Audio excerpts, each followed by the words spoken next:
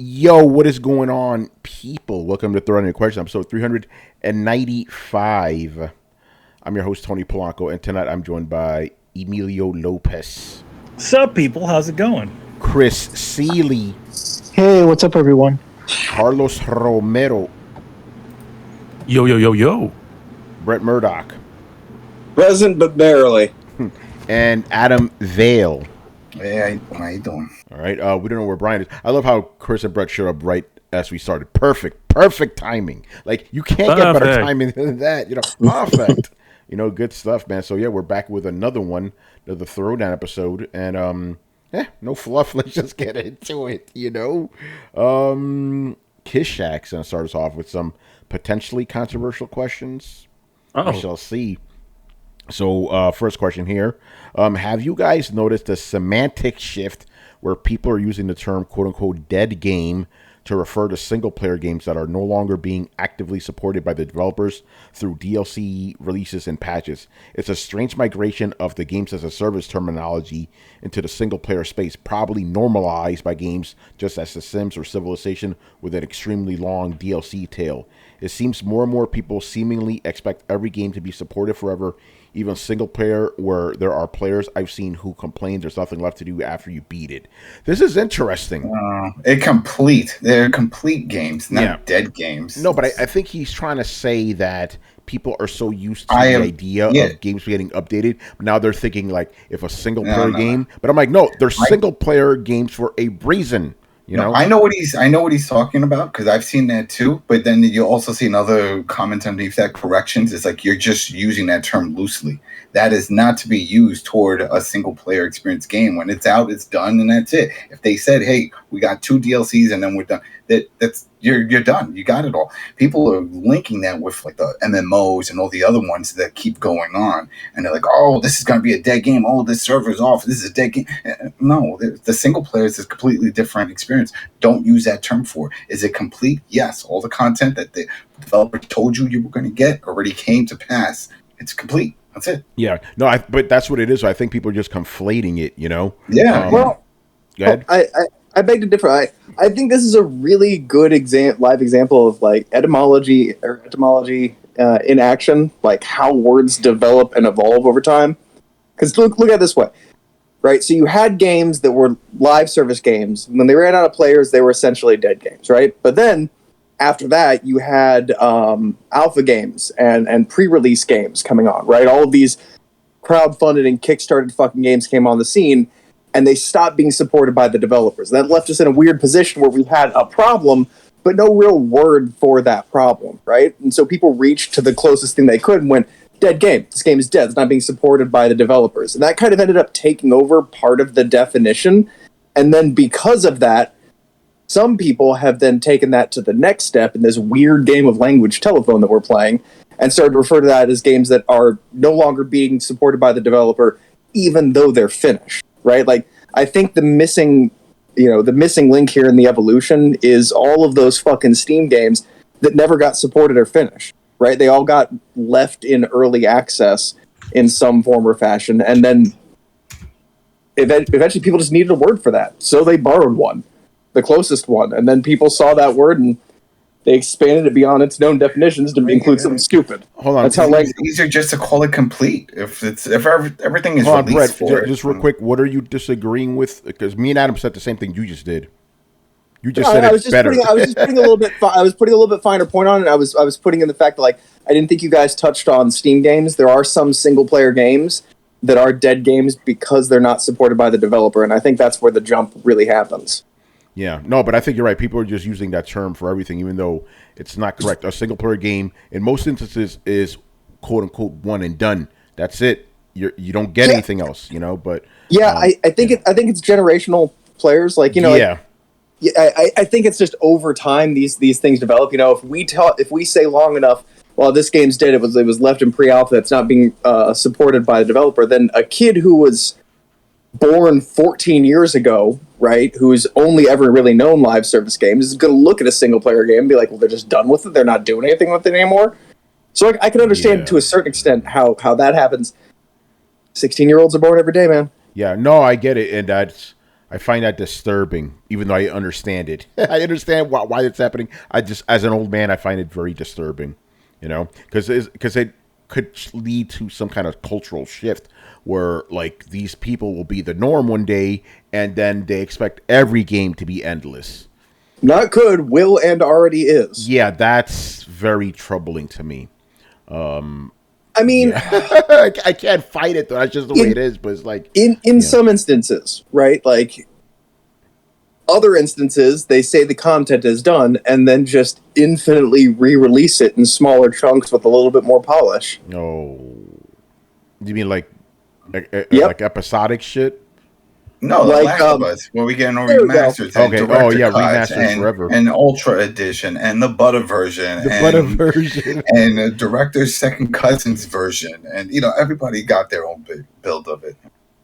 GTA and Skyrim. Yeah. Just let it go, man. Just let it go. Anybody else have any thoughts on this? The changing. They should. You go ahead. They need to, the thing that bothers me, Tony, on the same kind of does on you, but I think a little bit different. Like, we need things to be finished, right? Art needs to be finished and then left alone. Art left in perpetual creation always waters itself down, right? Yeah. It's why we hope that animes are going to do the Cowboy Bebop route, right? And do one season, make it right, and then just finish. We love stories that end when they're supposed to. And that's one thing that cements good art in the zeitgeist for decades, right? Mm-hmm. So we still definitely want that a story ends here. But I think also, as a culture, we're exploring something that comics did in the fucking 70s of long-form storytelling with familiar characters. Right? Like, we're just breaking into that. It is the beginning of a long and weird ride where instead of seeing, Bruce Willis pop up in a Die Hard every 5-10 years or so, we're seeing the same characters across different movies, across different universes, across different stories. And we're seeing long, hour-long, episodic, high-budget series like Book of Boba and shit like that. So we're changing the way that we define and consume stories. And weirdly enough, it's actually shifting back to how storytelling has been for most of human history, right? We always tell stories about Hercules or, blah, blah, blah, or the different, heroes in ancient Roman myth, right? We reuse characters all the time. This long-form storytelling is not abnormal. It's just new for us. So I think we're the weird ones, to be really honest about it. Well, I mean, long-form storytelling has been around since, like, the pulps and shit, So it's not new. It's like over 100 years old. Really. Yeah, but we abandoned it for like 30 years. Did we? Yeah, I mean, like we barely storytelling? No, for a long time we barely had sequels. If a movie had a trilogy, it was talking mostly about? We had garbage. sequels forever. Remember, even in the 80s, it was like sequels forever. The 70s, I mean, too. Planet of the Apes films. I was just about to say that. There were like five Planet of the Apes. Terminator.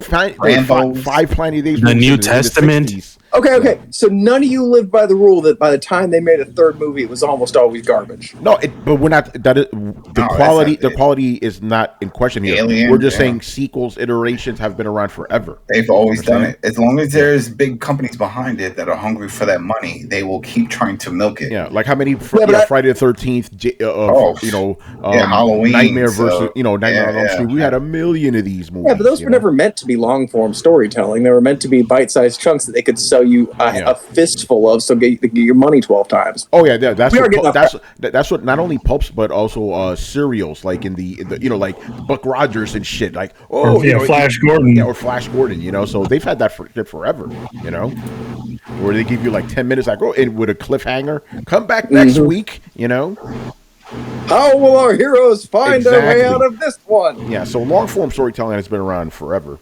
Yeah, I think it's just changing to be more dramatic and serious. Like we're getting the vehicle of long form storytelling with the kind of budget and quality of movies, which I think is more reminiscent to like, I got a new story for you, and it involves Hercules, and everyone's like, So we had a long running Hercules show for a while too.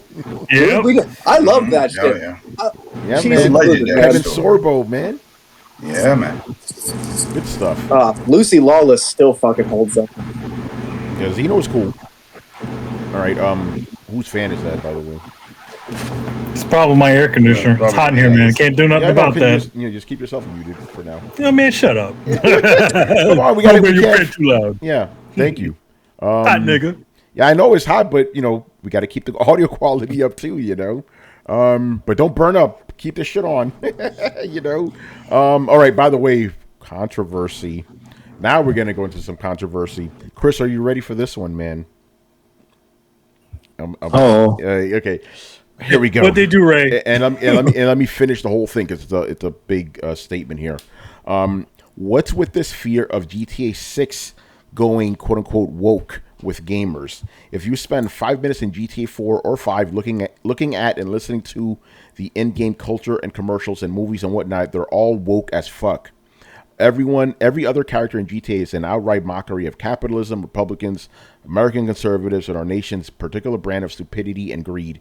In general, there are clear sides being taken by the developing team, writers, and artists, and they fall squarely in the woke camp. I feel like there is a very large section of gamers that wouldn't know satire if it slapped them in the face. Honestly, I think the reason some gamers really are saying it's going woke is because they hate women and minorities and that the default character should be a white cis male. We got to unpack this one. Wow. Yeah, we're going to break this on by section. Holy shit. Okay. Who asked this question? Are they new? No, Kishak's been around. It was Kishak. It was Kishak. He might even be in the chat right now. Kishak. Yeah. I'm surprised. I'm extremely surprised. But did he play San Andreas? Yeah. Okay. Okay. We're gonna break this down one by one. Okay. First of all, notice how he said every other character was saying something woke. Yeah, because every other character was saying something that was mocking liberals. It was always even. It was always even. Yeah, it's always. Grand Theft Auto always took pot shots at both sides of the everybody. Yes, everybody was fair game. Yeah. Life invaders, all that shit, everything. Yeah, like what was the truth? He was a friggin' crazy liberal guy, a liberal weedhead guy. Yeah. Right? Yeah. Who was looking for aliens and shit. Yeah, like he says here that that all the things we've seen in GTA squarely fall into the woke camp. No, part of it does, and then the other part doesn't. That was always, again, that's the beauty of Grand Theft Auto. Everybody got made fun of. Yeah, they threw shit at everyone. Because at the end of the day, Republicans and Democrats are both fucking stupid, so they should be made fun of. And GTA, that's why we love GTA. They said, fuck both of you guys. We're making fun of both of you guys. So it's never been woke. It's always been fuck you. We're getting everybody. It's the same. It's the same stance that South Park takes. Exactly. They're not choosing any sides. They're like shooting at everybody at once. Making fun of everybody. Saying you're all stupid. Yeah, exactly. So that's the first part. Shout out to Barking Dog. We all completely disagree with that part. It's like, no, the game has not been trying to sell you a specific thing. They've just been saying, hey, you know what? America's fucking dumb. Let's make fun of everything. It's 60-40. And if you notice in most of the situations, at least until the most recent Grand Theft Auto, the Grand Theft Auto protagonist was always sort of above all of that. CJ was above all of that. All of those guys were above that because they saw the absurdity of these characters that they were interacting with. Yeah. Well, I don't understand where he gets that nobody wants to play a minority protagonist when you just mentioned CJ. And that was how many years ago? CJ love CJ. They love Franklin. CJ was one of the most popular characters. What is it? All of a sudden now people are just realize he was black. The gay Tony. Come on now. Yeah, exactly. Also, who you play? You play as a Dominican in that. Nobody cares. Yeah, I don't understand that. Yeah, no. And then the other part I got to break down. He goes, I think that the reason some gamers are really saying it's going woke is because they hate women, minorities, and they only see white people. Okay, they're pretty funny. The main people who are worried on this podcast about this, I'm talking about just the non-white guys, is me, Chris, and Brian, right? We're all fucking minorities. So we want everybody to be white. Come on, bro. Get out of here with that bullshit. Dude, I'm sitting we're just here saying when I saw hold on, Brett. When I saw that specific phrase, we are not going to punch down to certain groups, that made me go, oh, okay, they're going to water this shit down. That's my worry because everybody got punched before, and that's what I loved about the series. And we even said, female protagonists in this game, cool. Let's fucking go. That'd be great. Nobody has a problem with that. You know? I want to piggyback off a question. No, I'm sorry. I got to go off on a rant right now, man. No. But this isn't too crazy. I'm just to clear this up. When they made that statement, when Rockstar made about clearing up the office, I took it as they were talking about the office itself. Like, hey, this is what we're doing. I didn't see that they were making those changes within the game. No, they said with the game they're going to not try to punch down to certain. What was it? Attacked groups. There's a word for. I'm forgetting the fucking word right now. I have a problem with that because don't you have to be above somebody to punch down? Yeah. Okay, just letting people know where they think the cards really lie. I just want to point out something real quick here. Within 5 feet of where I'm sitting, I just want to point out, got Arya over here, right? Leia's right here. And we'll go down here real quick to Tank Girl. Followed by Samus Aran and Sai. Dude, over half of my pictures in my house are of strong, badass women. Come on now.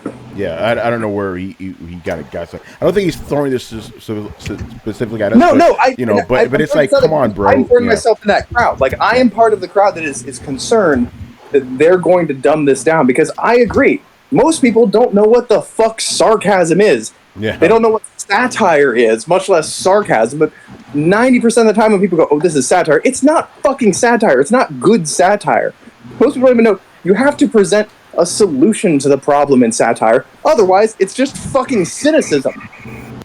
Right? So, like, and I think that there is a good fear in this because now there is a problem with, like you said, punching down. There's a problem with attacking certain people. You can't attack everybody and kind of be equal anymore. It's not about your stance. It's about who you offend. And their nature of that, of attacking everybody, and the current climate kind of puts some of that stuff out of reach, right? Like, a lot of people are going to respond really badly to that.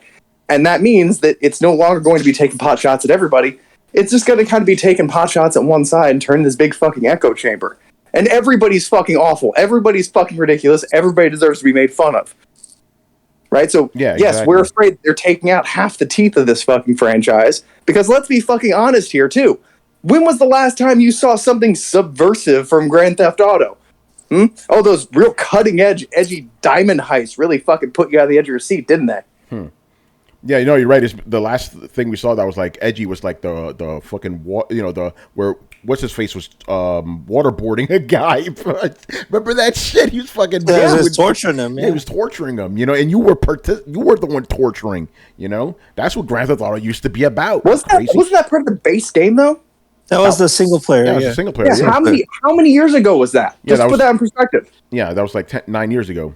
Okay, so it's fair to say GTA hasn't been truly subversive in a decade. Yeah, the industry has literally changed around the title. Yeah, well, I think that gives good founding to the fear that their next game isn't going to be real subversive because they haven't been putting out that content to begin with. They haven't been taking shots at anybody. They've just been riding the money train. And so I don't think it's out of reason to be like, man, I'm kind of afraid they're just going to keep doing that. Yeah, no, you're right. Playing the just releasing safe content like all these heists and stuff. It's like that would suck because again, Grand Theft Auto or Rockstar used to be one of the few companies that was like, fuck that, everybody's getting it. But they used to do things specifically to rile people up. Exactly. Their motto was, all publicity is good publicity. I feel like, in this day and age, it feels like it's two teams. And every time we judge content, we kind of pretend like we know what the intention is for everything. Not everything is woke, even though it has woke things in it. I kind of hate that white people have hijacked that term and think they know what it means in the first place, or at least what it originally meant. And also, the whole thing, just because certain people get made fun of, not to knock down, but to be part of the joke along with everyone else. It doesn't mean that they're being, attacking a certain people just because they attack them like they're attacking everyone else. That's sort of kind of what equality is. and everyone is part of the joke, as you know, we've seen in society in the last forever. And I want to. Oh, sorry, Carlos. Was Carlos? Go ahead. Were you done? I was going to say to Kishak, who gets to decide who is being punched down to? So, what are the groups that are too marginalized? I got my fingers up in the air with air quotes to not make fun of. So, if they decide in GTA 6 it's okay to make fun of midgets and dwarves and whatever, and they complain, right? So, are you going to put out a patch to remove that content? And then, going on to, there's a blind guy they made fun of. Okay, wait, disabled people are off the menu. Okay, we'll patch that out, right? And then it goes on and on and on, and you're left with what kind of story can you tell? Who can and can't you make jokes about, right? Who gets to decide that? Rockstar decides that, so they're the arbiters of marginalized people. Yeah, that's a good point. Yeah, it makes sense, and also, and Kishak is mentioning in the chat, I haven't picked any side. Don't pick a side. And I guess that's important to mention because, like I mentioned earlier, everyone is picking a side. That's the issue. It's like I mentioned with the marginalized communities and who we can talk about, what we can say. There's also the other side where there's sort of this go woke, go broke stuff where I feel like it's a lazy way to analyze anything. There's never any nuance. It's just one term to put a blanket over everything that they think they disagree with. And that's why I see it's stupid on both ends for me. But most laws in society are based on simple premises. Occam's razor, the simplest solution is often the correct one, right? It's a simple thing. You could say, well, it doesn't have enough nuance, but it's often true. Murphy's Law, right? What can go wrong will go wrong. That's very often proven right. But you could say, hey, you can't just say that. There could be a million things that go wrong. Well, that's the point. So when they say, and you could say it's a blanket term, get woke, go broke, when you see these companies take these stances and then they end up failing over and over again, then you can't say, well, there's nuance to it. Well, it's pretty much covered by the statement. Yeah, you could dig into why exactly did it fail? It's like, well, this coffee shop decided they weren't going to serve straight men. Well, they have money too, so then they close down, right? Or a comic shop is not going to, if you're wearing a certain type of political whatever, they kick you out. Okay, well, those guys have money too. Now you're out their money, and then you get bad word of mouth, and now you're out of business. You see, going on and on. It keeps proving itself over and over again. But it's not a law, it's not a proven law. It's just a term for people to put in certain coincidence into fitting their narrative. Well, hold on. The thing with GTA we talked about, it's like we're like out of one headline from a quote unquote progressive woke publication by Jason Schreier, who is going to do anything to fit his narrative. He made a statement about a studio saying they're doing this and this, just two things, and now the narrative is go woke, go broke. There's no context within that other than some dude's narrative through an article. We don't know what the game is. We haven't seen an inkling of it. We don't know when it's going to come out. We don't even know it's in production yet, and and people are already making their minds of what this game is. And it might be. So you're saying. So by that logic, then we shouldn't talk about anything that hasn't been released yet. No, we're going off of the report. Obviously, we don't know what the final product. That's a given. Everybody understands that. We're just basing it off of the report. So if we're going by your logic, then we shouldn't do any talk about okay, reporting. Whoa, guys, hold on. I think the thing that you're missing here is Carlos. I think it's not so much that people are looking at it through this one prism. It's that the people who are making this are making an announcement of these are the things that are important to them when they're developing the game, and that concerns some people, right? Like when somebody when an artist says, "This is something I'm really interested in representing," and they go to the extent to like tell a reporter that, who's going to then write a story about it, you can assume that that's something that they're interested in pursuing, right? And so even the idea of saying like we want to be politically progressive in GTA, right there, people are like, I don't know about all that. But I mean, let's be honest, GTA is inherently a little bit, just by its very nature, politically progressive, right? It makes fun of everybody, you know. Well, no, it makes fun of progressives, but by its very nature, the cynicism and the chaos and the rejecting of the nuclear family, like that, I'd say it's a 60-40 split, right? Like I'd say it kind of leans a little bit towards liberalism. Sure, I can see where some people get that, but that's more the, not necessarily liberalism, but progressivism, where there's that very thin line, right? Like GTA accepts all types, and I think that's important too. Like they take pot shots at all types, but they accept all types, and that's really important. I want to use the Ballad of Gay Tony as an example, right? Like they use that opportunity to definitely take pot shots at like homosexual club culture kind of shit, right? But also, it was the first exposure a lot of people had as kids to, you know, really humanizing and giving depth to a gay character. By the way, the funny thing about Ballad Gay Tony himself is almost a side character, because he's not the main. He's not even a playable character. He's just your boss. You know. Yeah. And, I mean, obviously, you know, since the main guy is a Dominican, they had all the Dominican tropes. I didn't get offended. I'm like, this is true. What do Dominicans like to do? We like to fuck, we like to fight, and we like to get drunk. Yeah, that was all in there. I'm like, yeah, that's pretty fucking accurate. You know. But it ingratiates you though. Like it's not like if you're taking pot shots at gay culture or you know, this specific group or that specific group, right? It's kind of all in good fun, and it all brings people together, right? I haven't seen exposure from something like GTA really bring out animosity with anybody. Really, for more than anything else, it tends to it did for a long time. Remember, they were always trying to pull it not just for the violence, but for all the way. No, I know. Hot coffee, you know. But you know anybody that goes like, I hate Puerto Ricans because of GTA, or Puerto Ricans really, you know. Well, that's GTA like saying like, oh, video games cause violence. Nobody, it doesn't. Obviously, yeah. You know. You know, and it's the opposite for the most part. Video games don't cause gun violence. They statistically found, and I'd bet you that including people who live a life or a culture different than your own, even when making fun of them, is culturally good for us.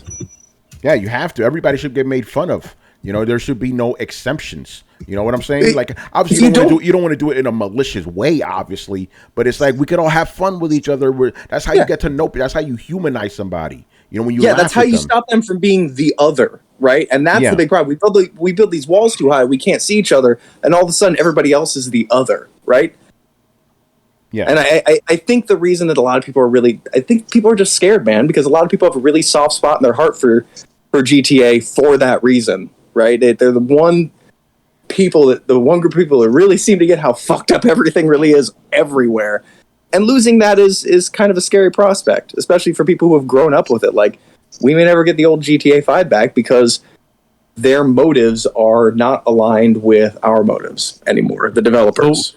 But Brett, the whole thing with the GTA stuff is we literally say that about everything that we love from our childhoods. Everything, whether it's music, whether it's, you know, TV, whether it's whatever, movies, superhero movies, it's whatever. The mentality that it's like I want my 8-track. It's the same shit. Yeah, I'm like, well, I mean,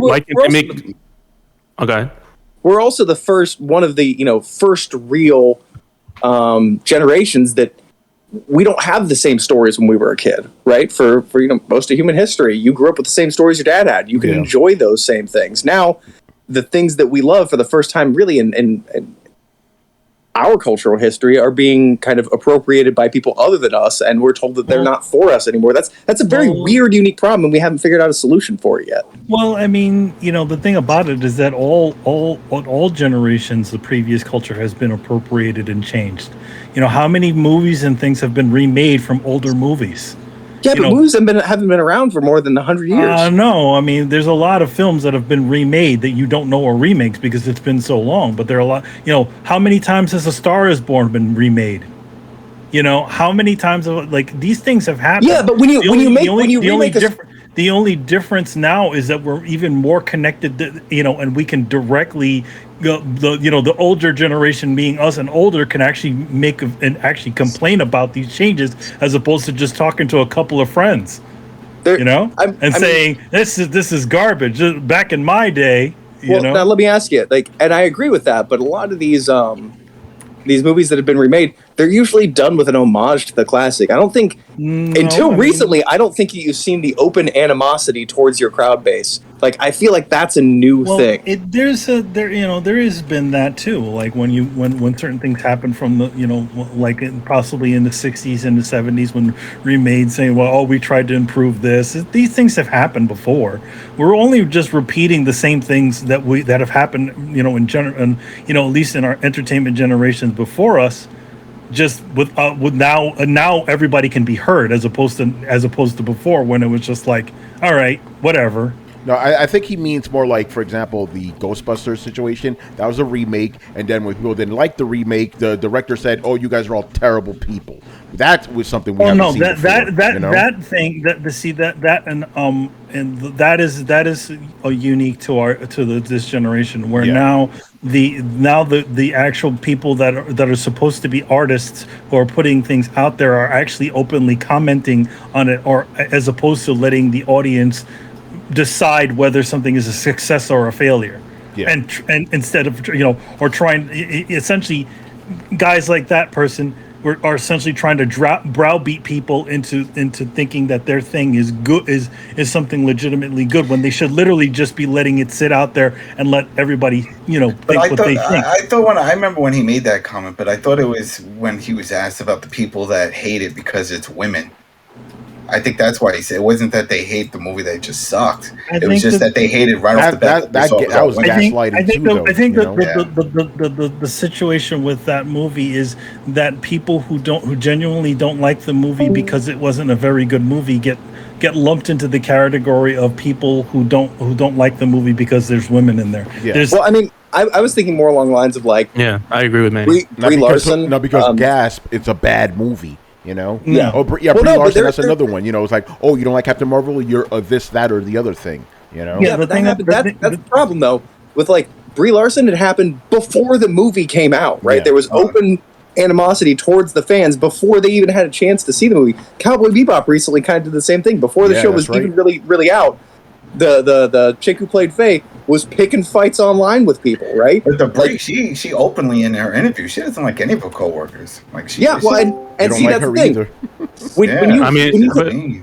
When you can now walk into something, and the people who created, like, you can walk into a childhood favorite movie, and the people who've made it have already let you know this movie isn't for you. We kind of think you suck, right? Yeah. Star Wars, this isn't your Star Wars anymore. Like, okay, like, it doesn't have to be my Star Wars, but it would be nice if you left a seat for me at the table, right? And I think that's kind of this new thing that we're dealing with, and it's creating hostility on both sides. Now the fans are fucking lashing out even more because they feel like they have to actively protect their stuff.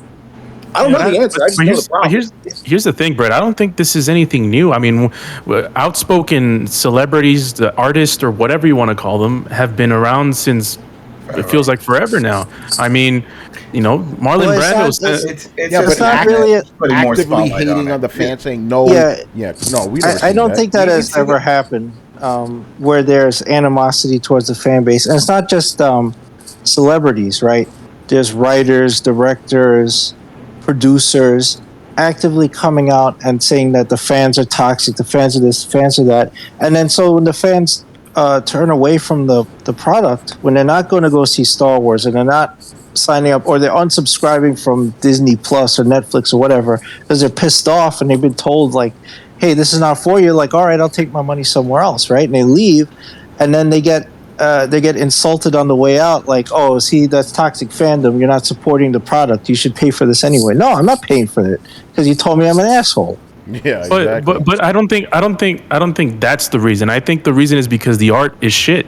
I think that's the reason. Well, that's also another component too. That's also but it's shit because they're trying to make it something that it shouldn't be, because they're trying to appeal to a certain type of person. You know what I'm saying? Or they're hiding behind it. The chick from Cowboy Bebop has like 1% of control over what happens in the show. Yeah, but look what happened. Like, she's not going to move the needle anywhere. But it did. Cowboy Bebop is still a bad show. But it did move the needle. People were like, fuck this show. Was Cowboy Bebop a good show? It doesn't matter. Nobody watched it. You know? I think. How do you know? How do you know? A lot of people did watch it. It was up in the top 10. In fact, it was like number 4 for the longest. Yeah, it was up there.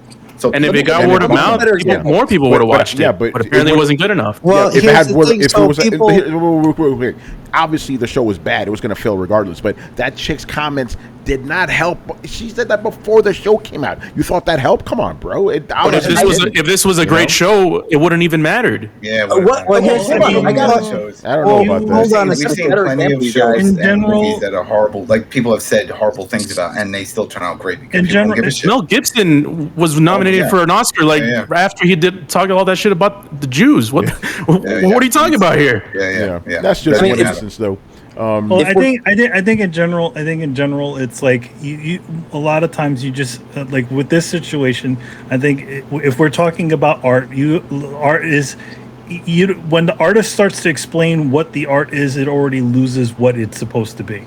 Right. The minute that they open their mouths and say this is what this is how you should enjoy it. Should feel about it. This is how you should feel about it. No. Yeah, that's the problem. Don't tell me how to feel about it. Let the work in all situations. And they say this to you even when you're doing a drawing, and you're putting it out there to be don't protect your work. But see, there's the problem.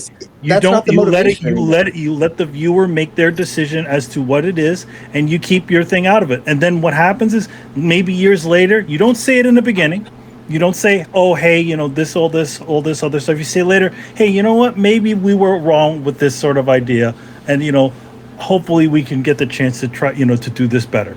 But you don't see that at all from a lot of these people, where it's essentially despite the failures that have happened because of these things that they put out, they continue to double down. They double down on what they're looking for. It's like, no, it's like how is it that before some of these sorts of ideas have worked, but now all of a sudden they don't?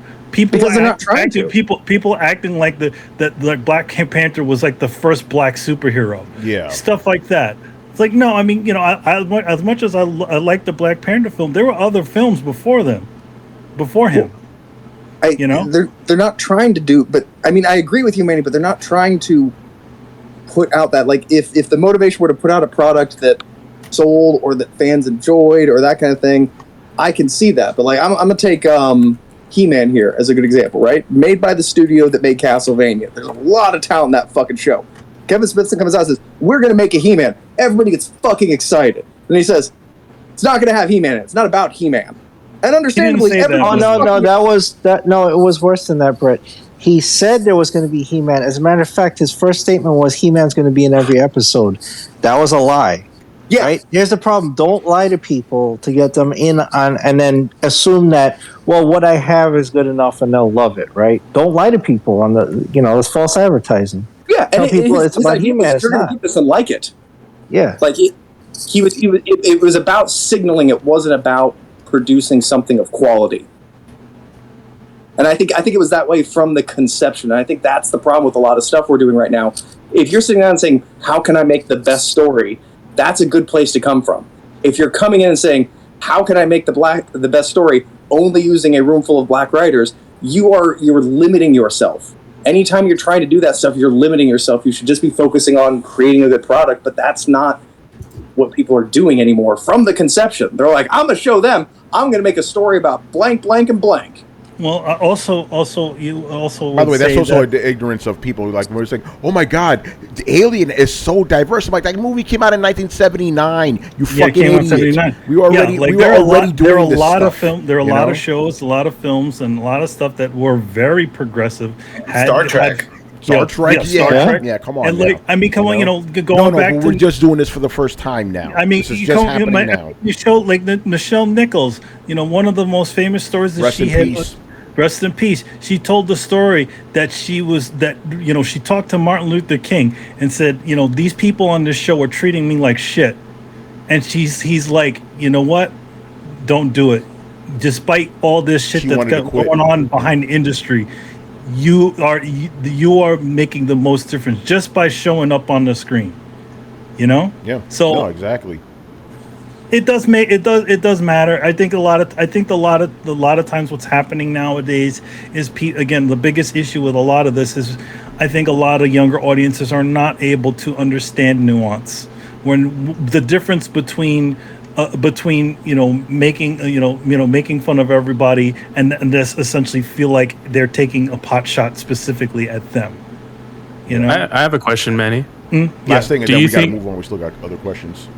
Do you think it's the young people, or do you think it's the people making the medium thinking that this is what they want? I think it's a little bit of both. I think it's a situation. I think it's a situation of that sort of like where the people are being more sensitive because they think that maybe the audience might be a little bit more sensitive nowadays too. Those are the people that are raising those kids. So yeah, to be honest, all of if you think about it, every single previous generation is raising the next generation, even if it's just a bunch of even if it's just people making TV shows. Yeah, plant the seeds. You're putting the seeds in. And just one more point. When you guys were talking about the amount of viewership that Cowboy Bebop got, you realize Netflix has had over 1 million unsubs in the last 2 quarters, and they're projecting another 2 million unsubs. That's huge. But the prices were going up. It wasn't because of Cowboy Bebop sucking. No, it was mostly because of the programming. And when people unsubscribe, they very often get a survey, right? So if you go look at the financial stuff, it's not just unsubs because they were raising prices. They've always been raising prices. They've been raising prices on if people still had the mailers and the network. It's not that, like, even when they announced the unsubs, they said they were going to redo their pricing and stop people from sharing the passwords, right? That to me seems worse than what they've been adding on. You see what's their number one show? Their number one show is that Crown show, and then their second is Stranger Things. Those are like two ends of the spectrum. So, not to mention, who's the audience then if it's that far out? Not to mention, Squid Game is one of the most successful shows ever made, and that's a Netflix show. Yeah, and it's a foreign show. Yeah, but who are these people? Who are these people? That's what I'm saying. It's not like you can. You can't just say, "Oh, well, we're the audience for this," or we all see that. Well, here's the thing. I would love that if there was something along with passing their financial data. I would love these guys to be more transparent. Oh, they show numbers. Like, there's no demographic data. They don't share anything. They only tell you, "Oh, this is the number one show." And if it has explosive results like Stranger Things or The Crown, they will tell you the numbers, right? But if it does poorly, they never tell you. No, we won't talk about that. Well, that's most companies. Right? Yeah, right. But Xbox. There needs to be transparency because television still has Nielsen, right? They still have to report stuff to Nielsen. You get the ratings numbers. Did you ever ask? I've asked for a Nielsen box, and they're like, "No, we don't give those out." I called bullshit on all of it because I'm like, "Who's getting these boxes?" Well, I don't know. I don't know either. Well, now officially, I think a lot of cable boxes actually pick up metadata. I think. Well, sure, but I mean, the thing is, they're collecting all this metadata. Think about every time you fire up Netflix or Hulu or whatever, it knows how long you watched something, what you watched, when you watched it, everything.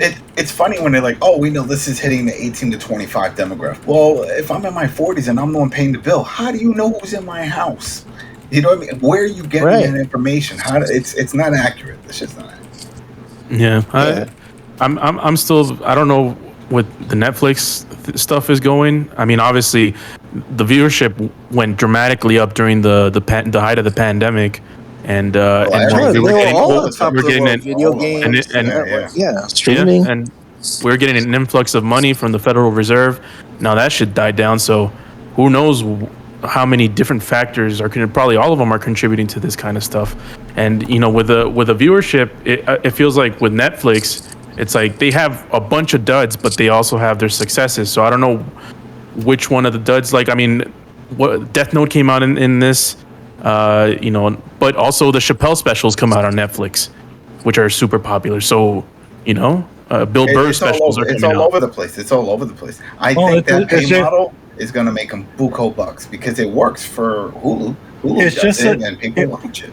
It's just like normal TV, just like normal TV, different things that hit different types of people. Okay, maybe some people don't like Squid Games. Maybe some people liked it. It's just the same sort of idea. They're just different audiences, and different audiences could still be on the same platform unless you're doing something specific like Shudder, which is literally a horror streaming service. Yeah, it's Netflix is just TV. It's just like like another TV with a lot of foreign content with subtitles. Yeah. All right, let's move on. Next question.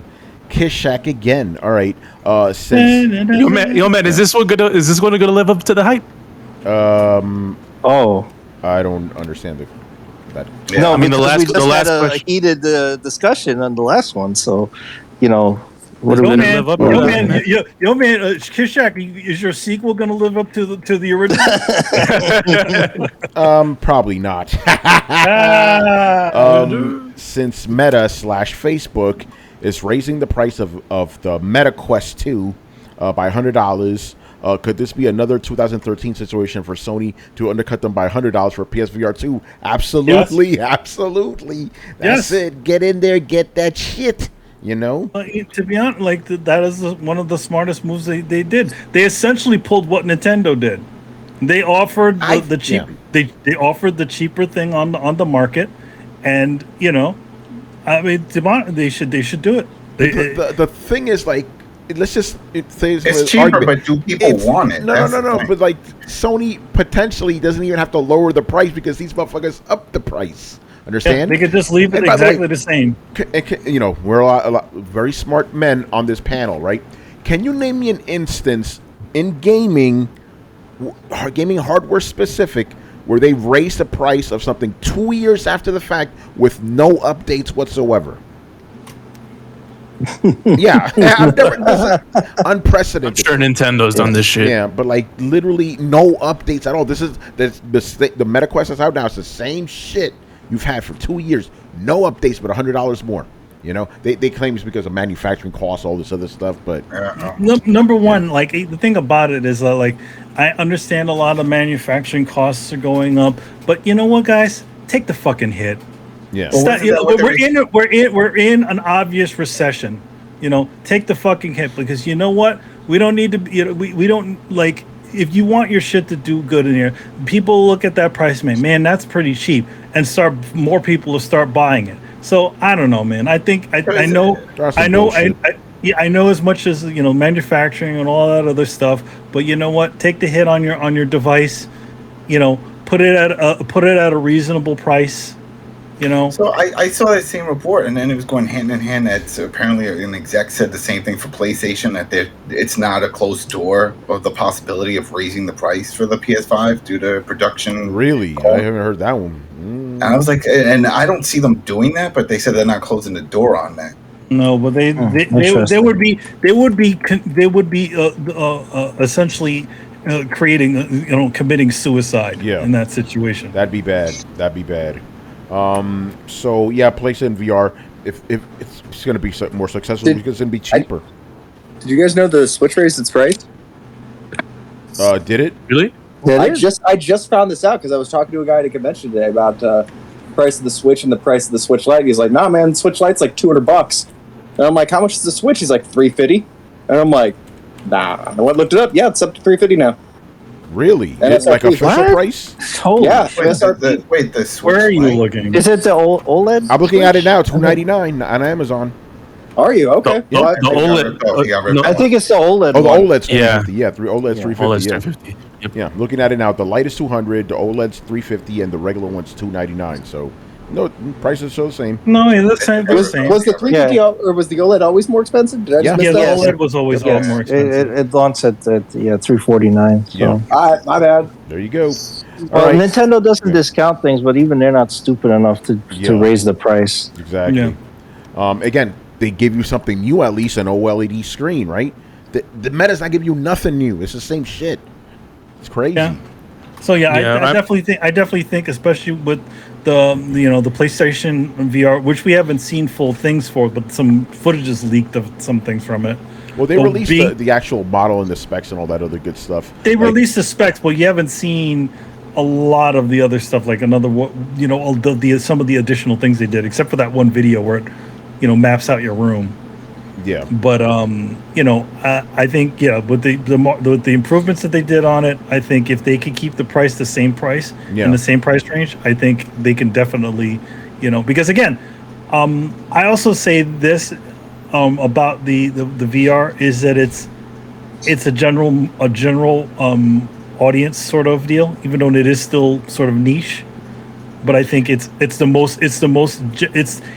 definitely, if a person is interested in VR, it's probably the easiest one to get into as opposed to the Oculus. But we've always talked about it. What pushes all hardware is the software. And if these things were selling, we wouldn't be hearing about them upping and doing this for production, because they'd be like, shit, we're going to take this hit because we're selling like buku bucks of these things because of the software. It's not there. So Manny, it doesn't by the way, matter.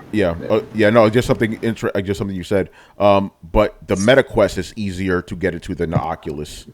Is it? How is it? Because it's only other than the fact that you need a really good computer with it. No, you just I'm talking about setting it up. I'm not talking about all the other stuff. Like, you have to have a computer on top of it. You have to have all this other stuff on top of what you need to do. A PlayStation one, all you need to do is just get the headset and plug it into the box. Okay, so I want to be clear here. So you're saying the PlayStation one is easier to set up than the Oculus and the Meta. Because that's what you're saying. Okay, just making sure. Yeah, because that statement made me go like the Oculus Rift is harder to set up than the Meta. It's a consumer electronic, man. Like, it's not meant to be anything like it's the Oculus. Obviously, why they're charging the thing is because they consider it a premium niche product. Like, in other words, it's like, okay, you really want to get what the best, I would say the better experience, I would think it would be those things. But I think the consumer electronic version, which is what PlayStation is offering, I think that's how they can sort of beat all of that sort of stuff. It's like, oh, hey, if you can present it to the general audience, if you can present it to all the the people going to the Best Buys, or the regular people out there, and they're picking it up, that can end up being more of a success than the premium deal, the fancy car. Yeah, because the thing is, the Meta Quest is right there, or at least it was, along with the PlayStation. Remember, it was the best-selling VR headset last year. It was because it was wasn't it also cheaper too? It was cheaper, and now they're raising the price, obviously, but it was cheaper and all that. So basically, I'm just trying to say that the Meta Quest is pretty consumer friendly, or was, because it was selling very well. The Oculus one, it's funny you bring it up because we haven't even heard much of the Oculus. When you talk about VR nowadays, you're really only talking about Meta and the PlayStation. Those are the best-selling ones. Isn't Oculus and Meta the same thing? No, it's not. Oculus Rift and the Meta Quest. No, it's the same thing. It's the same thing. Meta bought Oculus. They're getting rid of the Oculus name. Right? Gotcha. Yeah, so it's all being. That's why it's called Meta Quest 2. Yeah, because it used to be the Oculus Quest. Gotcha. Yeah. I think you're thinking about the HTC Vive. Yeah, that's what I'm thinking about. That's the butter one. Yeah, that's the one. Whatever happened to that one? That's the one I haven't heard about. Around. Yeah, it's still around. Yeah. Okay, so that's why you haven't heard about the Oculus Rift, because it's the fucking Meta Quest now. Yeah, well, that's why I thought it. Well, yeah, that's what I meant. Yeah, but even then, I called it by the old name, just like Squaresoft will always be Squaresoft. Yeah, but just either like way, that one still or was selling very, very well. I think the reason why, again, like for that one, it's like it was a really good, it was a good product, and not to mention, it was a reasonable price for people who want to get it. But I'm saying, as far as like a consumer, just a regular consumer electronics buyer, most people out there will not buy an Oculus Rift or whatever the hell they. But they did though. They did. I think that's a lot more. I think that's a lot more PC enthusiasts. No, but I'm saying they did last year. It was the best-selling VR headset. It is. I mean, again, I think it's because it was also the better of the headsets that were for PC enthusiasts. You know, I think they're also. I think there's also a slightly different audience too. I think it's like console people interested in VR and PC people interested in VR. I don't think there's that much of a crossover. Yeah, we should look into that. That'd be interesting to find out. You know. Also, the MetaQuest is newer than PlayStation's. That's also another reason. You know, the PSVR. How old is PSVR? It's been around for a while now. You know. Yeah. The MetaQuest 2 has been around for 2 years. Correct me if I'm wrong about that. All right, moving on here. Chuko 2565. That's a new name. No, he's been around. He's been around. Been around for a while. Do you think the gaming industry will bounce back from this 2 to 3 year rut from that COVID caused, or is this the new normal for gaming that we're only going to get 1 or 2 AAA games a year? No, we're going to go back to normal eventually. You know. I wouldn't worry about that. As a matter of fact, if things go right, even though I literally said the same thing last year, but if things go right, we're going to get a lot of games next year, you know. But no, it's not going to remain like this forever. It's going to go back. The world in general will go back, you know. It's a tricky question because we will go back to it in certain years. I mean, think about last generation. Last generation, it was a dry spell. Then we had 2017 and 2018, and then followed by another dry spell, and then the next generation came up, and now we're in a dry spell again. I feel like it's just going to be in cycles. Sometimes, you know, everything's going to line up where a whole bunch of really good games are going to come out, really highly anticipated, AAA. You know, maybe Metroid 4 comes out one of these days, along with, you know, the Sony first party and Microsoft first party, and it'll happen, but I don't think it's going to be, like, we're going to get back to it, and it's going to be, like, constant, like, every year. We're going to get, I agree with you. We're going to get those 2 years of dope shit and then back to the dry spell again, you know? I agree with that. Yeah.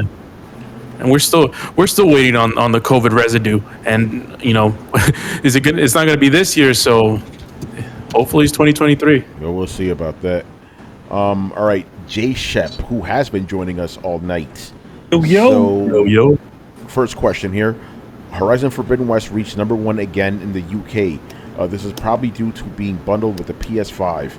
This seems like a great way to introduce new games and genres to players and that otherwise may not purchase the game. Besides the financial hit that comes with bundling games, why don't we see indies and third-party AA games use these tactics with the big three more often or ever? It seems like a great way to create buzz for your products. So the thing is, you don't see bundles a lot to begin with, you know, and it's also hard to make. They're very rare, and it's also kind of hard to do bundles when you can't get consoles, you know. So Tony. Yeah. Have we gotten the numbers? Okay, we'll get the numbers. Oh. By the way, I did see. I don't know. I think hopefully it was correct, but well, not hopefully, but I hope that the news that I got was correct.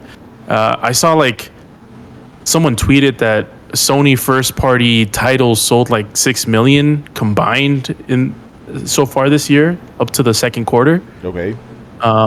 So that's Horizon, that's whatever other first party Sony games came out. So if we are wondering about how much Horizon has sold, it's got to be it's going to be around, you know, less than 6 million pretty much. That's true. But I don't know what else they released. But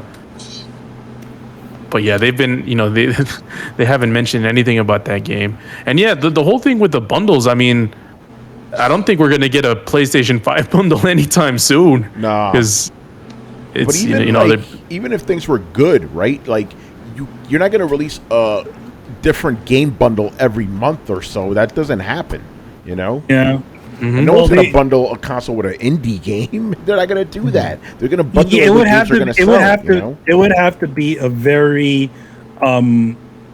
genuine audience sort of AAA sort of title. Yeah, that's what you generally get, exactly. Yeah, like if it was going to be an indie game, it would have to be an indie game that was that looked, you know, that like you could definitely get away with it with Senua's Sacrifice, because that was officially an indie game. You can get away with bundling that with something, but I don't think that at this point in time a lot of games match the sort of AAA shimmer.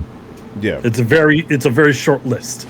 Yeah, so that's not really a way to advertise where you can't get because consoles. because usually a lot if you notice a lot of the bundled games, they are usually showcases of what the console can do.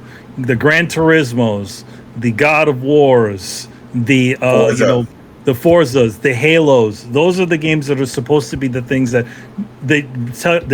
essentially say, okay, this is what the generation looks like. And this is, this represents that. I could even say even a Ratchet and Clank could sort of get away with that as well. Yeah, because it's a showcase. You can't use bundles to sell your game because it needs to be a game that will sell. Otherwise the consoles are going to be sitting on the shelves. People are like, I don't want that shit. Yeah, Uncharted 4 definitely was one of those cases where it sold really well, and those numbers got mad inflated when those bundles came out because they were everywhere for PlayStation 4. Yeah. No, yeah, for real. By the way, J-Shep, no, you're never. There may be exceptions, but you're not going to see an indie game being bundled with a PlayStation. Like I said, an indie game has to look a certain way in order for it to get bundled. They're not going to throw Undertale ain't getting no bundle. They're not going to put something like an Undertale or anything like that on there. Or if they even do, and they could do like the old days did, where they would if the games didn't come with if the console didn't come with a pack-in game. What they would do is they'd throw like a demo disc, and then it would have a variety things. Yeah, they don't even do those anymore. They don't even do those things. But like I would say, if it was going to be, if a bundle was going to be created like that, it would have to be a bundle that included that. If you were going to include indie games that weren't showcases, it would have to be a few indie games. But there would still have to be one showcase in one of those games. Yeah, I agree. That's the only way you could do it with indie games. But again, now you have such limited stock of consoles, you can't just make bundles willy-nilly. You also got to think, I keep going back to this, you got to go back to the general audience. What you're doing is you're essentially, what do general audiences sort of react to? Now, I'm not talking about us. I'm talking about like homeboy just walking Little down, Timmy. Little Timmy, Grandpa Joe. Joe Blow, man, Joe Blow. Joe Blow. What are they going to see? They're going to see the flashy-looking game. They want to see that really flashy-looking game. Oh, that's what PlayStation, that's what Xbox looks like. They want to see that sort of stuff. The shiny shit. Yeah, exactly. that catches your eye, right? They're not, you're not going to throw like Ninja Turtles, beat 'em up, on there, Watch it. I know back in the 90s and 80s, if they did that on a console, we would have been, but that was considered a showcase back then. See? Yeah, those are the AAA games of the time, Yeah. All right, man, good stuff. Moving on here, another one from Mr. J. Shep. Okay, this is a question for the current anime lovers on the panel. Don't worry, still about games though. It's like only me. Yeah, I like anime. I like anime. I just like good anime. You said a current anime. Yeah, that's true. For at least the last 4 years, there has been a wave of quote unquote reincarnation / overpowered anime that seemed very popular. Why doesn't being overpowered translate to video games? It's ironic that everyone's game of the year is Elden Ring, the opposite of OP. Because that shit works well in like an anime or TV in general.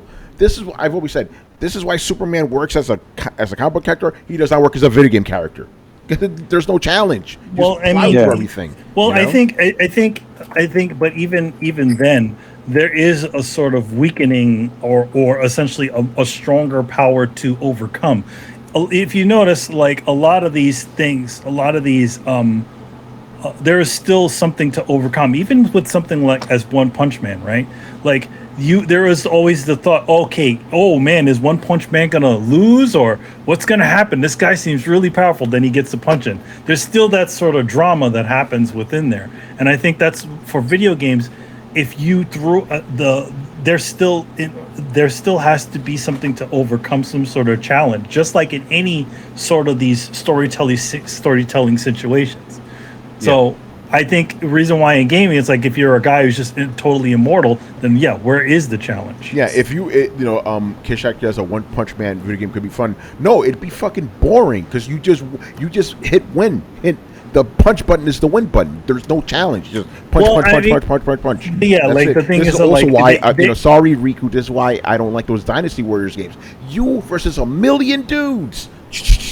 Cut them all up. It's nothing. There's no challenge. I think for the Dynasty Warriors games, it's a little bit of a different sort of thing.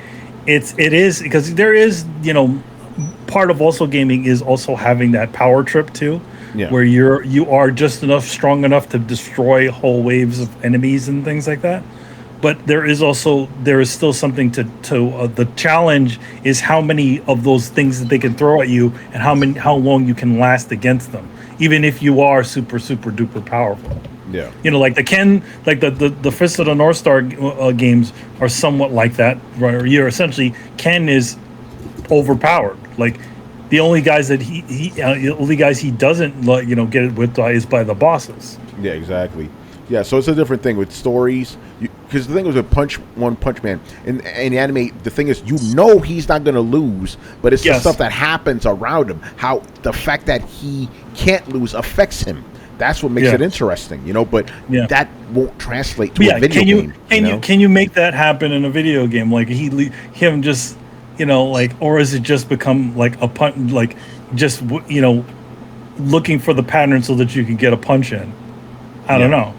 Yeah, because One Punch Man is really a metaphor for somebody just leading like a mundane, boring life. It's like they can't get out of it; they're trapped. And with him, his trap is his power. He's trapped. He can't get satisfaction out of the things that used to satisfy him.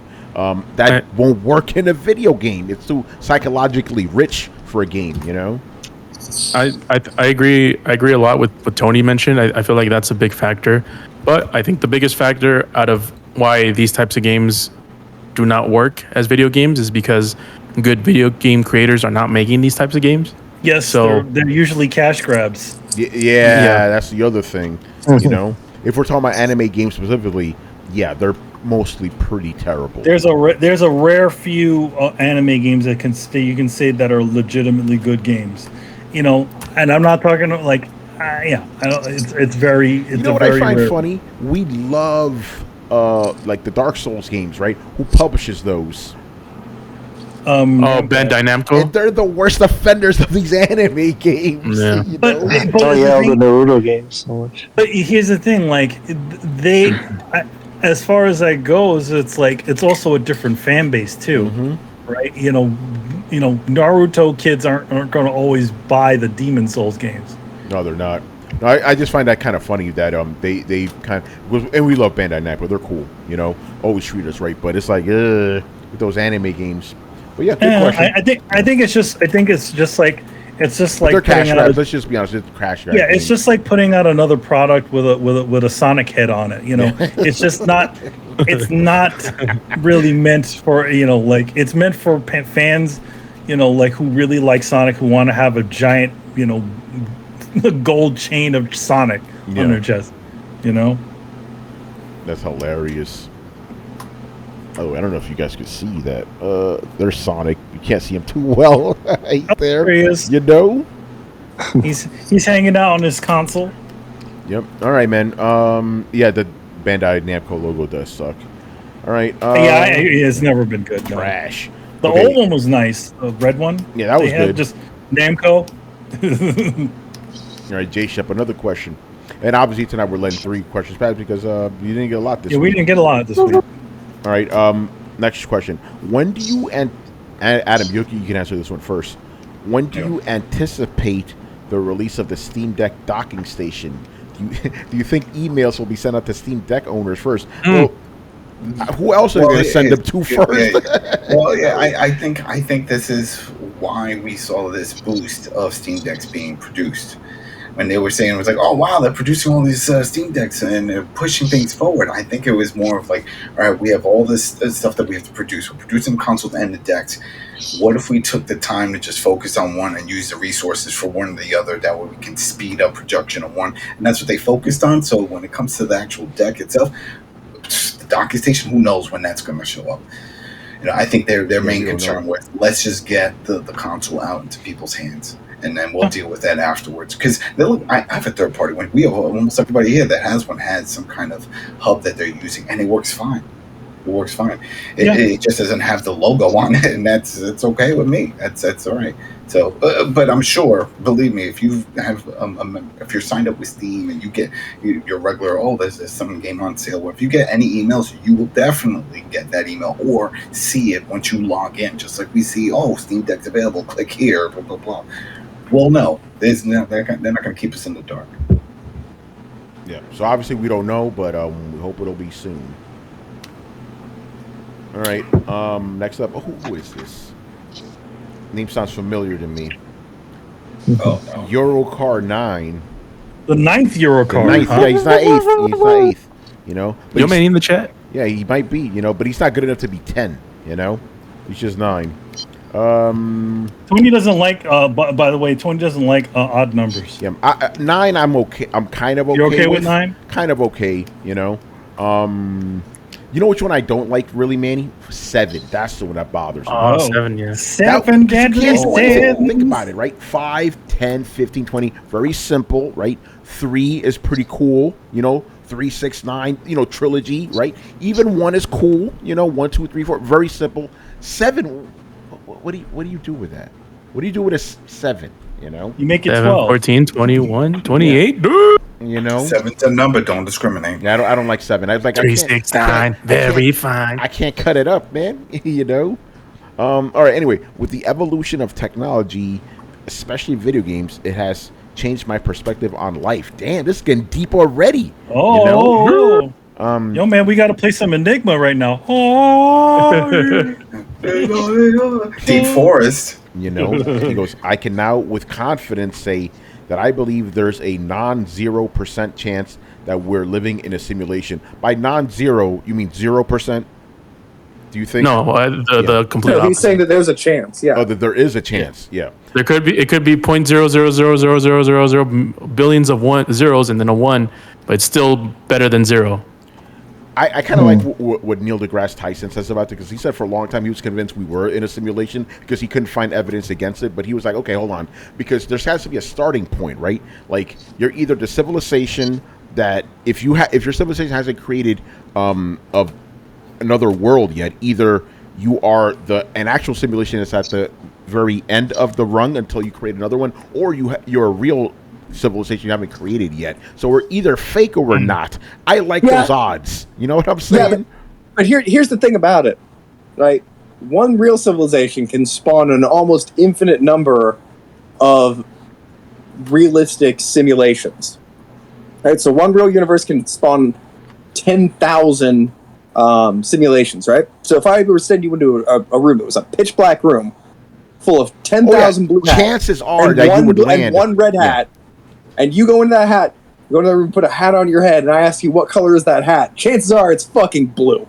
Chances are we are in a simulation. Yeah, no, that's what he originally thought until he was like, okay, either because our society has not created an actual virtual and work, you know, like a virtual environment that's indistinguishable from us. We haven't done that yet. So either but it's inevitable. No, but let me finish. So either we are the actual real world, right? Because we haven't been able to create a virtual one, or we are a virtual world that still hasn't been able to create a virtual one yet.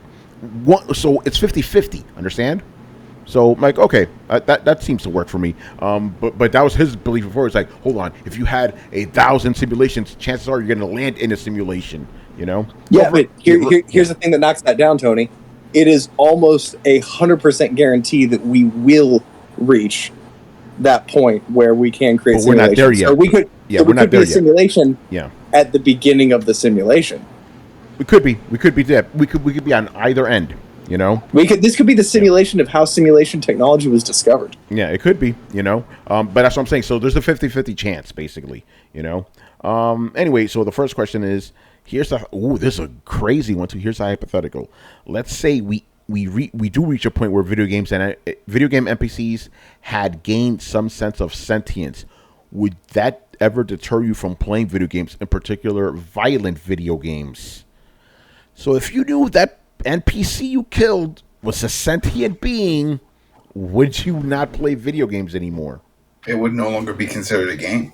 Yeah, because I think some laws would probably be like, hold on a second. That's you it. know? That's Yeah. killing. Straight up. I mean, the one, then again, The government was stepping like, oh, wait, those games, those characters have sentience? Hold on a second, Yeah, there would be something on. I mean, one thing, like, I think back to, like, certain games and how they have the characters react. I noticed that, like, a lot of times they don't have them writhing in pain as much as you would expect them to. It's like, remember the one we all talked about when it did happen was The Last of Us, the first one, when you choke those dudes out and they're like, wait, no, please, no, and they're like almost begging, but like gasping for air. That was impactful right there. No Russian. I mean, I felt that sort of way in the Russian, Adam. In the Metal Gear games, at least with 2, like the way they killed off the characters, they always used to die horribly. Yeah, like you didn't want to kill them because it wasn't pretty. Yeah, so yeah, if there ever was a video game that actually had like sentient NPCs, I don't think the government would pull it off the shelves right away. So I wouldn't worry about that. Well, why are you killing me? Well, I did one thing that I will say is, well, I'll answer the question first, and then I'll continue. My answer would be no, because I've watched too much sci-fi to know any better. And number 2, I don't think the government would act as quickly, because that's assuming that they have the knowledge that we have about sentience and how it can affect and transcend, through a virtual space. So, oh no, it's going to take a while. But like basically, some scientists are going to realize like, oh shit, hold on, this game company just created actual artificial intelligence that would start making the news and shit, and then obviously the government would jump in eventually. Yeah, here's the thing about it though. That's only for games. The rule with science is that you don't interfere. So like, we could be game. We less chance of us being games, but no less chance of us being an actual simulation. Well, did you hear about the Russian robot that broke the kid's finger when they were playing chess? No, it happened a few weeks ago. I'll just post that in chat. Whoa! Because that brings that whole thing. So that robot got mad. So it's a Russian. It was the hand, and it's a Russian robot hand that they were playing with textual computer, and it's playing against this. I forgot how old he was, like 7 or 8, young kid, but really good at chess. So anyway, the rule is that you tell the robot where you're moving the pieces, and then they also move it. But the kid decided to move a piece, or it was moving. It was like sort of off one of the squares, and he went to touch it. Robot didn't know how to respond, grabbed the finger and broke it. Oh my god! So there you go. It's like if things aren't done right, then on both ends. And then you show the intro to Terminator 2. Your imperfection disturb me. Yeah. This is how it happens. So when we're like, oh, we're gonna make a new American Gladiators with robots, it's gonna be This is when it goes wrong when someone does something that the robot was not programmed to interpret, right? and did not know how to handle it, and no one told. And then it's funny, the media was like, oh, they're blaming the kid. The kid didn't know. No one told the kid that don't touch the pieces because the robot may snap your finger. You stay on the script. Well, I mean, the thing is that it was an unpredicted action when it comes to. I think in general, when it comes to that sort of thing, it's also like if the, I think there was some AI testing that they were doing, and it's essentially they had to like boxer things that they taught them the ability to do it in the stand and all that other stuff, but then they noticed that one of the AIs just started just instantly. The job was to end the fight, but what it would do was just do something wrong because it was only just looking to end the fight as quickly as possible. So at least when you first initially mentioned this, I'm like, what if the robot was losing? what if the robot was losing, and the best solution you could think of was to break the hand of the other player? In essence, it would still succeed in defeating them. Right. You got to set up all these other rules. You got to set up parameters. Well, there has logic been wins. These weird AI stories, like Facebook did a language test with 2 AI bots, and then eventually found out that they had created their own language, so they stopped using them. Oh yeah. They stopped talking to each other in English and just made up this other fucking language, which was more because it was a lot, because our language was so primitive that it didn't get as much information across as they could. And they're like, whoa, needed. We don't need you humans. We figured out how to destroy you. We need to chill with this shit, man. All right. Yo, Manny, it's Arsenal gear, man. It's becoming real. Arsenal gear. I mean, the control of information. I mean, we're already sort of trying to do that right now, right? Yeah. You know, where essentially you have AI bots and algorithms essentially controlling what information get pushed and pulled. You know, every single day we look at our Twitter feeds. It's recording as to what things that we're sort of looking at. Oh yeah. Yeah. We talk about, Chef Boyardee, and it's going to show up in our advertisements tomorrow. Son of a bitch. See, Carlos, I'm gonna open Instagram. It's like, yo, you want some beefaroni? Like, gross. Fuck this shit. Yeah, I mean, it could be worse. It could be Hamburger Helper. I can see it now. You're watching TV, something in a commercial for a certain product comes up, and then your smart device says, "Hey, by the way, your local store has that on sale. Do you want it?" Like, have what? I heard it from the TV. Yeah. By the way, for the spirit of the question, right? Let's just take away all the real world ramifications. For the spirit of the question, if there were a video game with like sentient NPCs, would you not play that video game? Well, to be honest, if it was sentient, like as far as AI goes, there's a fair amount of stupidity that has happens in games. Yeah, I'm talking about as sentient as you. Yeah, I wouldn't think that would be any fun. Yeah, so okay. No, because if it's thinking like me or thinking like a normal person, they're not going to think in a predictable manner all the time. So that means it's going to be a fucking hard game. Yeah. Because what is gaming in general? Like a lot of like we talk about how Demon Souls and all that sort of stuff. NPCs, not really like bosses and stuff, Well, I mean, like non-player characters. That's pretty much anything. Yeah, but I think we're talking about background people, right? But that's why people play against others online, because it's that humans are unpredictable. They'll figure out who's to say again?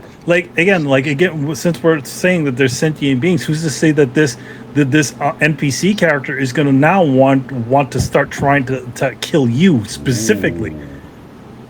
Yeah, how's it going to get out of the box, though? No, not going to get out of the box, but obviously, that's the story that's the plot to Free Guy. Well, one character in the game essentially becomes sentient and essentially figures out he's in a game. Yeah. That was I think I changing my answer based on what you said. Yes, I would like to play this video game because I'll just sit back. I'll go to like a random park in the game and just sit back and watch what happins. That'll be interesting, wouldn't it? Like, let's see what these motherfuckers are doing. Well, as long as the AI doesn't try to swat you when you're like, winning. Yeah, they can probably some real shit, Oh. If it's Robot 81C14. Yeah, can it get out of its confines and starts calling you on the phone and shit? That's I saw what you did to me in that game, motherfucker. Oh shit! It's Moriarty from the Next Generation. Not Colin Moriarty. Not Colin Moriarty. My buddy Colin. It's my buddy Colin. Fuck that guy. He's from Long Island. Nobody cares about that place. Wait, fuck Colin or fuck the other guy? Anybody with that name, even the one from Sherlock Holmes, all of them. I just imagine Adam. It's 2050. Adam is playing a Rockstar's Table Tennis 2 against an NPC, and he beats him. Wakes up the next morning, bunch of emails with a bunch of death threats. What if you're talking about you're talking about these sort of sentient beings. So now, what if they if you're would be considered a serial killer in their world? Yeah, because obviously most video games are about combat and well, there has to be some code letting them know it's a game and not to go overboard. There has to be something. That's like reboot. Because let's say if they were given a voice, then. Just like when you get those robocalls and they sound like they're human until you start asking, "Are you a real person? Are you a real person?" Please don't kill me. If they're if they're saying, it's like, what are you doing? What are you doing? Think about your mom, and they call it your mom's name and stuff. Like, how do I know this? It's on the internet. I know everything. Your gamer tag, Martha. Your profile. I know. How do you know that name? Yeah. I wake up the next day and shit. All you guys are pissed off at me. It's like, what happened? Like, Tony, you sent some fucked up text last night. I'm like, that wasn't me. You know, it's the fucking AI. You know? It's AI. It's the AI evil doppelganger of you. Yeah, exactly. Oh man! Wait, or it could be. Are we giving? Go ahead. Are we giving Blumhouse pearls here? This movie. Yeah, it's getting crazy. Imagine that shit, though. It's like I get a text from like, Manny. Hey Tony, let's go meet on 71st tomorrow. I'm like, okay, that's weird, sure. And then as I'm going across the street, like it fucks with the lights, and then a car comes and fucking kills me. And then NPCs laughing in the game. I got that motherfucker. Or even or Tony, even worse than that, it accesses your Twitter and starts a fight with Nintendo fans. Oh shit! And then I get fired, bro. Oh shit! I've actually thought about this before, and here's the conclusion that I've come to, right? And it sounds stupid, but really think about it for a minute. Like, you can do whatever you want as long as you let, like, the NPCs have, like, a field somewhere to play after they're done, right? Because all of human history, all we've ever really, really, really wanted as a species is to know for sure that there is an afterlife. After that shit happens, we just get to go have a castle somewhere. So be like, yeah, sure, when you guys are running the simulation, you have a big old mansion somewhere in the fucking Matrix, whatever. So you get hit by that bus and poof, you pop up in like some digital equivalent of heaven. You're like, yeah, you're a program, so here's everything you ever wanted. We'll tell you in the next 120 years when we need to run this again. Be interesting. Then they'd be like, I guess that's Isn't that Westworld, the new Westworld, the plot? I haven't seen Westworld. Don't spoil it. Don't spoil it for people who haven't seen it. All right, moving on here. Another one from That Eurocar. shit was old, man. Binge that shit. No, I'm not talking about myself. I don't give a fuck about the show. The show is still coming out. I got a new episode today. Really? What? Yeah. Yeah. Slow your roll, man. Slow your roll. What did they do to it? All right. If we are living in a simulation right now, what do you think would be our game's Metacritic score? If this was a simulation, and this you mean Throwdown was a simulation? No, the world. No, the universe. world, Earth. Oh no, they would probably give this thing a 5. 2. They probably give it a middle review because of as much. They give it a 5 out of 10. 2 out of 100. Epic fail. Epic fail. I'd take the other pill. Like, listen, that's how it goes. Like, well, I mean, now like, this is the of, reviews will be like, listen, this game is boring, but those graphics are fucking amazing. Exactly. We have this massive multiplayer online world, but there is no real chance to succeed in this world. There's literally like just go play hot coffee. Just do the hot coffee sim. That's all you get. There's literally a 2% of people that literally just stay on top of everybody. See, I feel like they're like testing variables and whatnot, so we have kind of different timelines running simultaneously. Somewhere, somebody's taking off a headset after exiting our world and going, man, some of these things get fucking weird. Yeah, you know, hey, at least the artificial world is working for that one person who won the Mega Million, though. Wow. Fucking set. I think we're living in the darkest timeline. I think we're living in a what if. Holy, that's it. You won in life. It's done. It is done. He is now at the top of the island. He can now get a new clone body and everything. He could cure world hunger. He could buy Detroit. I mean, he can buy Detroit. Just buy all of it. Yeah, man, that's it. Just buy it all. Just start his own state. Bring all his peoples over.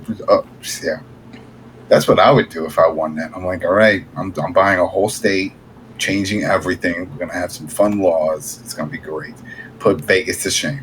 You know, that reminds me of this Attack of the Show skit. Like, they're making fun of Apple. Like, here's our next product. We actually have an entire state. It's called Idaho. Yo, man, if this game was in Metacritic in the above the simulation, whatever that dimension is, whatever that world is, it's either a 2 because it sucks, or it's a 10 out of 10 because it was paid off by Christ Productions. Yo, Carlos, though. Is it an exclusive? Oh, it could have been an exclusive. That shit gets and a Nintendo tax and everything. Oh shit, The Buddha console probably is pretty pissed about things, how they've been represented. And how are you looking at this game? Are you looking at like a bird's eye view? Are you going into a person's head? Like, how does this work? Like for example, if somebody was seeing through Adam's life, right? They'd be like, "Yo, this is the greatest game ever," and then now it's like, "Yo, this shit just got boring. All I do is fuck around with this Steam Deck all day. I'm not getting my fingers chopped off or nothing anymore." What happened? Well, Adam is an NPC. Adam is definitely an NPC. If there were any playable characters, Jesus is definitely one of them. Jesus, all of the motherfucker died though, man.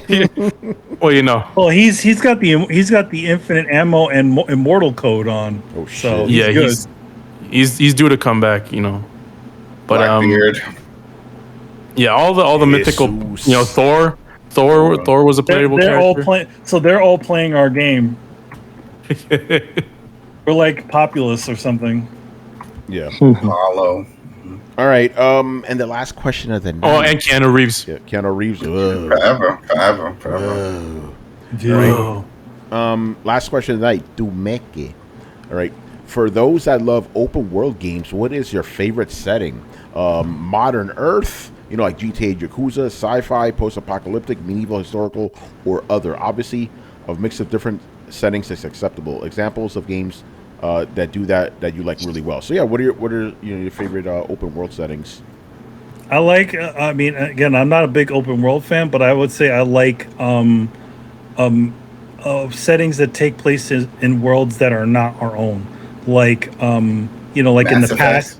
Not Mass Effect's not open world. No, Mass Effect's not open world. But I'm talking about like and places that are like not our own, which are purely fantasy or at least in another time. So I would go with Red Dead Redemption and Ghost of Tsushima. So those worlds those are worlds that are different from our own. As much as it's nice to see how well they render buildings in a Grand Theft Auto game. I find those realms sort of unimaginative. Because all it is just our world, just on a smaller map, So I like it when it's a purely, it's a purely foreign place from our own, whether it be at a different time or in a different like future or dimension or something like that.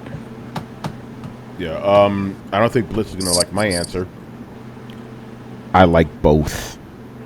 I do. I like the open worlds and like the regular world and stuff, especially like the approximations of New York, like Spider-Man's like, oh, what did they get right? What did they get right? And then I also like Ghost of Tsushima, which is also the real world, but it's in a different time and stuff. And then the sci-fi shit is also dope. My thing is, in general, I like open world games that feel like they're actual places. Like they feel like they're living and thriving. It doesn't matter if it's like a realistic setting or like a fantasy setting. I just want it to feel real in life because the last thing you want is to go into open world game and it feels fucking dead, So that's my thing. It's like as long as it feels like it's a real place, give me that shit, What about you, Adam? Yeah, go ahead, Carl. Okay. Yeah.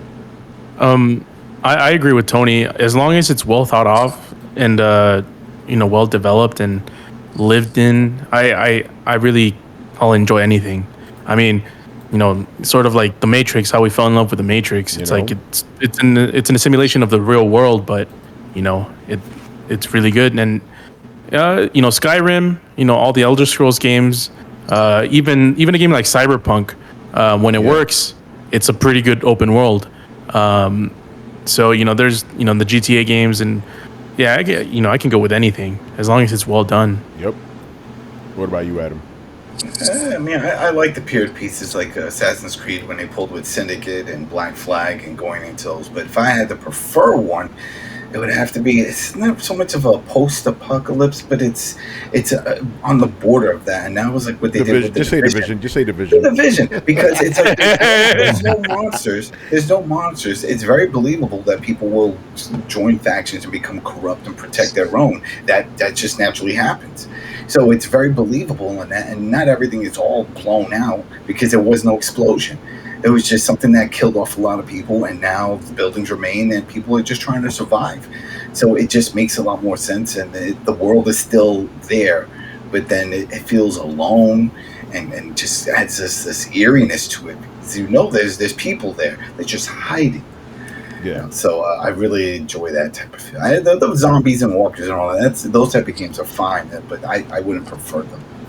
Yeah. Say the decay and stuff. Chris, what about you? What kind of open world settings do you like? Your favorite? My favorite. Well, I mean, I love the GTA games, and those are modern, right? I love racing cars and flying jets and all that stuff. But I enjoyed Elden Ring, and I also like Horizon.